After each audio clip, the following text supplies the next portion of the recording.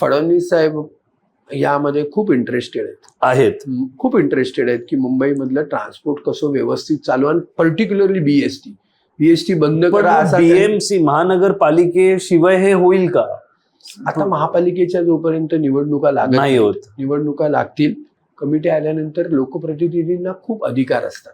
खरं. आता हे सगळे अधिकार गेलेत प्रशासकाच्या हातात आणि प्रशासक हा आपल्या मर्जीने काम करतो. एकदा लोकप्रतिनिधी आले की मग त्यांच्या सूचनांची देवाणघेवाण होते आणि प्रॅक्टिकल गोष्टी येतात.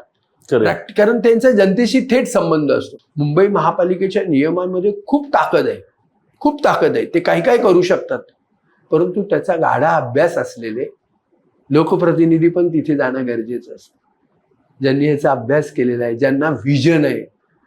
पण आपल्याकडे लोकशाहीच्या माध्यमातून काय आहे की निवडणुका घ्या आणि मग करा, वाटेल ते कुठल्या तरी जातीच्या नावावरती उभे राहा, कुठल्या तरी धर्माच्या नावावरचा माणूस उभा राहा, त्याची लोकसंख्या इकडे जास्त आहे, याचं तिथे हा माणूस उभा करा, हा निवडून आला आणि तो पक्षाची एक संख्या झाली मोठी की त्याचा मुख्यमंत्री, त्याचा महापौर, त्याचा आणखीन कोण आणि चाललंय सगळं.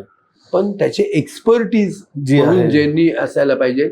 मुंबई महापालिकेत अशी तरतूद आहे, खास करून बीएसटीच्या कमिटीमध्ये अशी तरतूद आहे की बीएसटीचे चेअरमन आहे ना, तोच फक्त इलेक्टेड असला पाहिजे.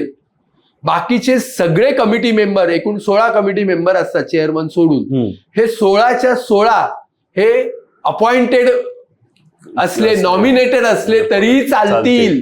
आणि ते नॉमिनेटेड म्हणजे कुठल्या पक्षाला हवा असा नॉमिनेटेड नव्हे, तर त्या व्यवसायातला, त्या उपक्रमाशी माहिती असलेला, एक्सपर्ट अँड एक्सपिरियन्स. उदाहरणार्थ इलेक्ट्रिक सप्लाय आहे तर इंजिनियर त्यामध्ये असला पाहिजे, बीई माणूस त्याच्यामध्ये असला पाहिजे, ह्याच्यामध्ये फायनान्स इन्व्हॉल्व आहे, फायनान्स मधला माणूस असला पाहिजे, ह्याच्यामध्ये एचआर इन्व्हॉल्व आहे, 50,000 लोक काम करतात, एचआरचा मधला एक्सपर्ट माणूस ह्याच्यामध्ये असला पाहिजे.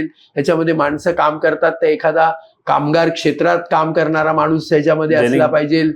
काम करून घेणं कसं काय आहे किंवा मानसिकता कशी असते कामगाराची, हा सगळा विचार करून ती माणसं तिथे नेमा आणि त्यांच्या साथीनं हे उपक्रम चालवा, अशी ब्रिटिशांनी ती सोय करून ठेवलेली आहे. कारण की महापालिकेचा अधिनियम आहे 1888 साली तयार झाला, 1888 साली, जो अजून चालू आहे.